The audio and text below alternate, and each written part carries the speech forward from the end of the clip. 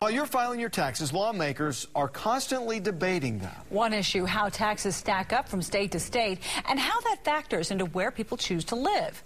2 News reporter Marla Carter looks at how Oklahoma fares in tonight's segment 2. 1-year-old Josie is quite the explorer. And when the Fernandez's taxes aren't all boxed up, she's after those too. We're hoping that Josie doesn't eat all of the taxes before they're done. Every time Shane has them out on the floor, she's on top of them. And little Josie is the youngest of 4 kids, and that expense has this family looking at taxes pretty closely. You know, I used to live in Texas before we moved here, and so it was sort of a big change to come from, you know, no state income tax to state income tax and higher sales tax here. You know, economists all agree that individuals respond to taxes. Our partners at the Scripps Howard News Service analyzed data from a 2009 study that looks at taxes across the country. When it comes to state and local taxes, Oklahoma comes in near the bottom, with 36 states having higher taxes.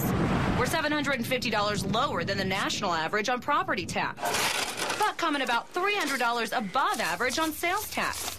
So when you add in all the factors, we're about $100 less on taxes overall compared to other states. South and the Southwest tend to be a little bit lower tax, while the Northeast is the highest. They tend to have more government services, sort of a bigger government, you might call it, and so they raise more revenue to fund that government.